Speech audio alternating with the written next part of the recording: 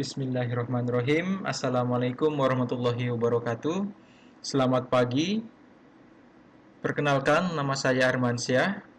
Pada kesempatan ini, saya akan membawakan materi presentasi yang berjudul Analisis Data Seismik untuk identifikasi aktivitas patahan gempa bumi wilayah Kota Jayapura dan sekitarnya periode 1917 sampai 2019.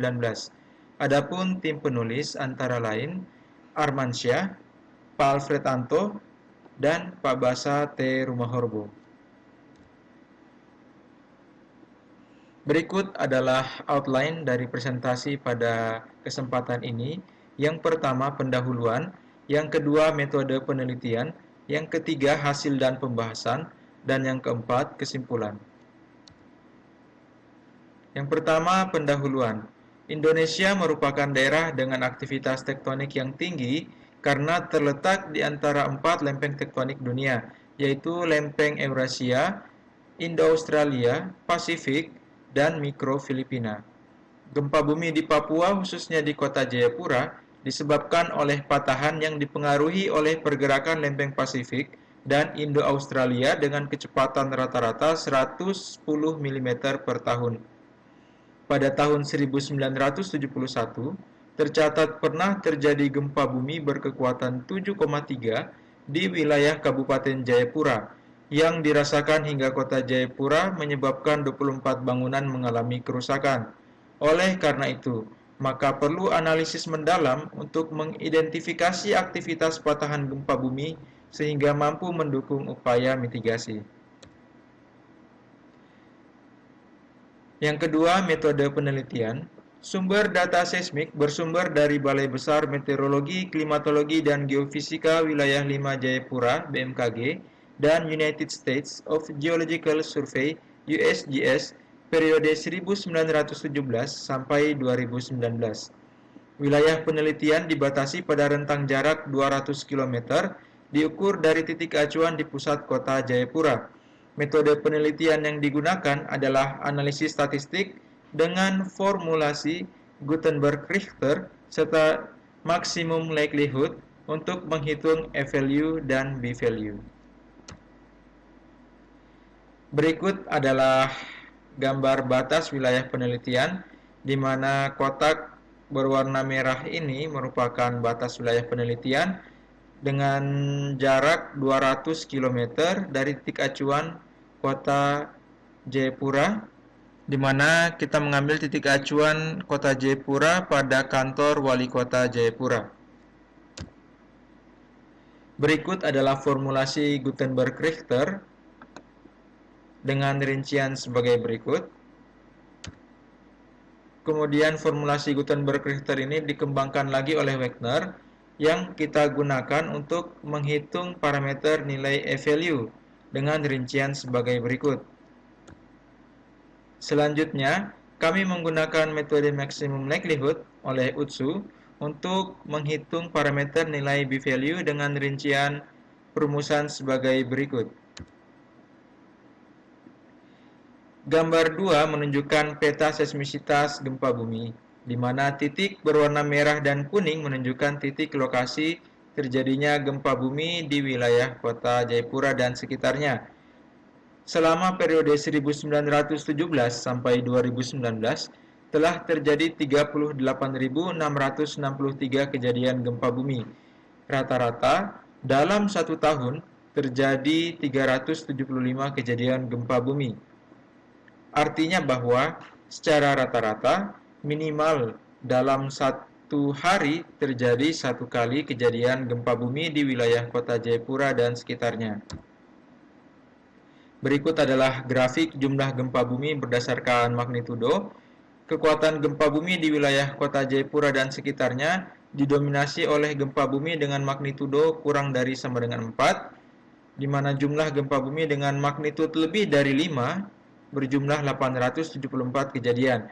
Artinya bahwa rata-rata dalam satu tahun terjadi 8 kejadian gempa bumi dengan magnitudo lebih dari 5. Berikut adalah grafik jumlah gempa bumi berdasarkan kedalaman. Kedalaman pusat gempa bumi di wilayah kota Jayapura dan sekitarnya didominasi oleh kedalaman dangkal kurang dari 70 km. Gempa bumi dangkal dapat menimbulkan efek guncangan dan kehancuran yang besar karena jarak perambatan gelombang seismik dari sumber gempa menuju ke permukaan bumi menjadi semakin dekat.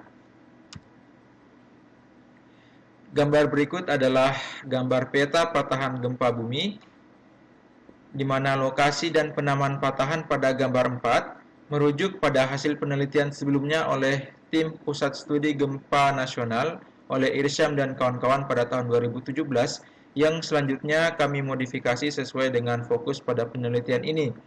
Di dalam wilayah penelitian terdapat 8 patahan yang terdiri dari 1 zona subduksi dan 7 patahan lokal. Sedangkan garis kotak berwarna merah ini merupakan batas wilayah penelitian. Tabel 1 menunjukkan hasil pengolahan E-value dan B-value pada tiap sumber patahan. Nilai E-value bervariasi antara 2,94 sampai dengan 4,16 dan B-value bervariasi antara 0,383 sampai 0,596. Nilai E-value tertinggi dimiliki oleh subduksi Nugini dengan nilai 4,16 dan nilai B-value terendah dimiliki oleh patahan Mawe dengan nilai B-value 0,383. E-value tertinggi pada subduksi Nugini mengindikasikan patahan dengan pergerakan yang paling aktif dibandingkan dengan patahan-patahan yang lainnya yang berada pada wilayah penelitian ini. Sedangkan B-value terendah, yaitu pada patahan Mawe dengan nilai 0,383, mengindikasikan adanya tingkat stres pada batuan yang lebih besar karena adanya proses akumulasi energi seismik.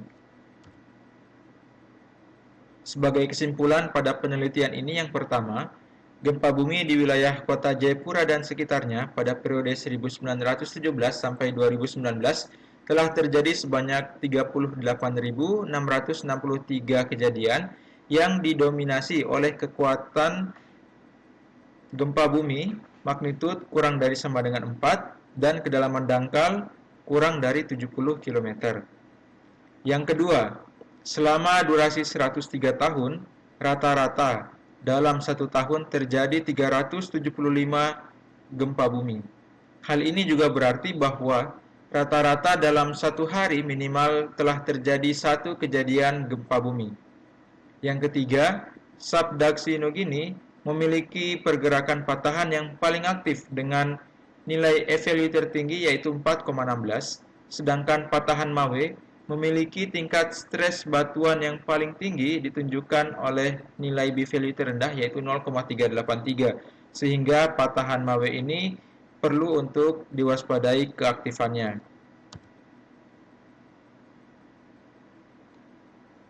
Demikian penyampaian materi presentasi pada kesempatan ini. Atas perhatian Bapak Ibu kami sampaikan terima kasih. Wassalamualaikum warahmatullahi wabarakatuh.